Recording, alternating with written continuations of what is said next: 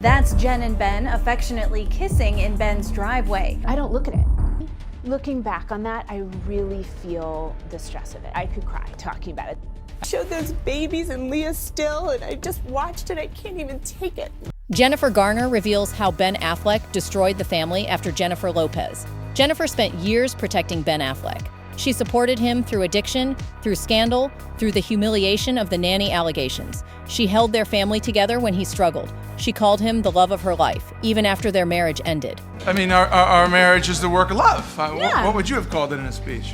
A gift. I would have said thank you to my wife. Our marriage is a gift. I mean, that's one way to go, I guess. But when Ben reunited with Jennifer Lopez in 2021 and immediately introduced J.Lo to their 3 children within weeks without consulting Garner, while paparazzi documented every moment, something changed. For the first time, sources close to Garner revealed she was concerned about the damage Ben's relationship with J.Lo was causing: Violet, Serafina, and Samuel. She watched the co-parenting piece she'd built for 6 years crumble in a matter of weeks. This is how Ben Affleck allegedly destroyed the family after Jennifer Lopez, and why Jennifer Garner finally stopped protecting him. To really get serious with myself and say, this is not healthy. How did that change your life? It changes it in such an instant. It's startling. To understand what happened in 2021, you need to know how Ben and Garner's relationship started on the set of Daredevil. In 2002, while Ben was engaged to Jennifer Lopez and Garner was married to Scott Foley. Ben later admitted to Playboy, "We met on Pearl Harbor, but we fell in love on Daredevil." She won most of the fights in the movie, which was a pretty good predictor of what would happen down the road. In January 2003, they appeared together on Dinner for Five, both still in other relationships. A Vulture writer later described watching Garner give Ben such a genuine look of gratitude and affection. "It still makes me uncomfortable to see it on television." By March 2003, Garner and Foley split. Foley told TV Guide, "There was no other relationship. There was no infidelity. Jennifer became a huge star, and she deserved everything she got." That same year, Ben and J.Lo broke up. Lopez later told Vanity Fair, "I was eviscerated. I lost my sense of self, questioned if I belonged in this business." By fall 2004, Ben and Garner were photographed together at the World Series. In April 2005, Ben proposed on Garner's 33rd birthday. They married in June 2005 in an intimate ceremony with just 4 people present. Their marriage was built on the foundation of a relationship that began while Ben was engaged to someone else. 16 years later, that same someone would become the reason their co-parenting arrangement reportedly fell apart. For 10 years, Garner tried to maintain stability while Ben struggled with personal demons. They welcomed Violet in 2005, Serafina in 2009, and Samuel in 2012. From the outside, they looked like the perfect Hollywood family. Behind the scenes, Ben battled alcohol addiction throughout the marriage. Years later, Garner told Vanity Fair, "He's the love of my life. What am I going to do about that? He's the most brilliant person in any room, the most charismatic, the most generous. He's just a complicated guy." Then came June 2015. Reports surfaced that Ben had allegedly taken their children's nanny, Christine Uzunian, to Las Vegas during a family vacation. Us Weekly reported that multiple sources claimed Ben had been dating the 28-year-old nanny. Ben's rep denied everything. The story is complete garbage and full of lies. But days later, Ben and Garner announced their divorce. In her Vanity Fair interview, even while discussing the split, Garner still called Ben the love of my life. She didn't trash him publicly, she didn't expose details. From Garner's point of view, taking the high road was best for their children, no matter how painful it was for her personally. After the 2015 divorce announcement, Garner focused entirely on maintaining stability for Violet, Serafina, and Samuel. In 2017, People magazine reported that Ben and Garner had called off the divorce, though not reconciling romantically, because they really wanted to work on things for their children. That same month, Ben posted on Facebook about completing rehab. "I'm lucky to have the love of my family and friends, including my co-parent Jen, who has supported me and cared for our kids as I've done the work I set out to do." Ben publicly thanked Garner for supporting him through treatment and caring for their children while he got help. She put aside her pain to help him recover for the sake of their kids. They finally filed for divorce in April 2017, asking for joint custody. But from 2017 to 2021, they maintained a relatively functional co-parenting relationship. They were photographed taking kids to church together, attending school events, spending holidays together. During those years, Garner quietly dated businessman John Miller, but she kept him away from her children for a long time, being careful and protective of their emotional stability. The arrangement worked. Ben and Garner lived separate lives, but maintained peace for their children. The media attention died down. For the first time since the divorce, it seemed like their family had achieved stability. Then, Ben got back together with J.Lo, and everything changed.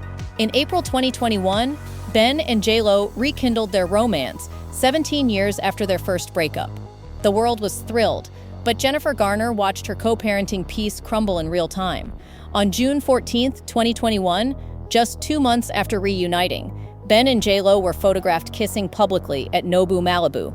The photos showed them in a steamy makeout session, with J.Lo's 13-year-old son, Max, interrupting to show them something on his phone. That moment revealed how quickly they'd moved. Not only were they making out in public just weeks into rekindling, but they'd already introduced their children to each other. A source told In Touch magazine that Garner thought it was way too early for Ben's 3 children to meet their father's new girlfriend. They don't see eye to eye about how their 3 children should be raised. Meanwhile, insiders close to J.Lo claimed her twins were cool and understanding about meeting Ben because they were already used to being around a lot of people. The kids were allegedly happy for their mom. But if you look at it from the kids' perspective, Ben's children were in a completely different situation. Violet was a teenager, Serafina and Samuel were younger. They'd just spent years adjusting to divorce and had finally achieved stability. Now suddenly, their father was in a highly publicized relationship, and they were expected to adjust immediately. The In Touch source claimed Garner was concerned about the damage that the relationship could cause her kids. Just because J.Lo's twins were comfortable didn't mean Garner wanted to follow in J.Lo's footsteps with her own children.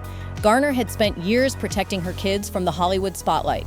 She'd kept her relationship with John Miller private, specifically to shield them. She'd maintained a co-parenting arrangement that prioritized stability over spectacle, and within weeks, Ben's decisions threatened all of it. The problem wasn't just the speed, it was that Ben brought his children into a global media circus. Bennifer 2.0 wasn't private. Every date, every kiss, every appearance was photographed and analyzed. And now Ben's children were part of that story, whether they wanted to be. Suddenly, Violet, Serafina, and Samuel were being photographed with J.Lo. Their faces appeared in tabloids alongside headlines about their father's romance. Their school friends could see their dad on magazine covers. Their private family life was becoming public entertainment. This was exactly what Garner had tried to protect them from. For years, she'd maintained boundaries between her children and the media, keeping their lives as normal as possible despite their parents' fame. The contrast was stark. Garner dated John Miller for years before her children met him, being careful, private, protective of their emotional well-being. Ben did the opposite. Within weeks of reuniting with J.Lo, his kids were meeting her, spending time with her, and being photographed with her. To fans watching this unfold, the irony was impossible to miss. Ben had thanked Garner in 2017 for protecting their children during his rehab. He'd acknowledged she was the stable parent who held everything together. Then, 4 years later, he exposed those same children to intense media attention for the sake of rekindling a romance with the woman he'd left for Garner decades earlier. For years, Garner had taken the high road. She'd supported Ben through struggles, she'd shown up to school events with him, she'd never spoken badly about him publicly, she'd built a co-parenting relationship that prioritized their children's well-being above everything else. But insiders revealed Garner was concerned about the damage Ben's relationship with J.Lo was causing their children. This wasn't jealousy, it was a mother watching her carefully constructed stability fall apart. The In Touch source made it clear. They don't see eye to eye about how their 3 children should be raised. Ben didn't consult Garner before introducing J.Lo to their kids. He didn't discuss pacing or timing. He didn't consider whether the children were emotionally ready to have their father's girlfriend, one of the most famous women in the world, suddenly become part of their lives. From Garner's point of view, this must have felt like history repeating itself in the cruelest way possible. She'd been the stable, private alternative to the Bennifer circus. She'd given Ben a decade of marriage and 3 children. She'd supported him through his darkest moments. And now, Ben was choosing that circus again, dragging their children into it without her input or consent. That was Garner's breaking point. Not the divorce, not the scandals, not even the years of supporting him while he struggled. It was watching Ben prioritize his rekindled romance over the co-parenting stability she'd worked years to build. Jennifer Garner didn't just lose her husband to Jennifer Lopez twice. She lost the co-parenting stability she'd sacrificed everything to create. For years after their divorce, Garner put her pain aside to maintain peace for their children. She supported Ben through recovery, brought their kids to his house for holidays, and protected his image publicly, even when he arguably didn't deserve it. She did all of that because she believed it was best for Violet, Serafina, and Samuel. She thought the co-parenting arrangement was worth the sacrifice. Then Ben went back to J-Lo, and everything changed within weeks. He introduced J-Lo to their children without consulting Garner. He was photographed making out with J-Lo while kids were present. He brought Violet, Serafina, and Samuel into intense media attention they'd been protected from for years. Ben didn't destroy his family when he divorced Garner in 2015.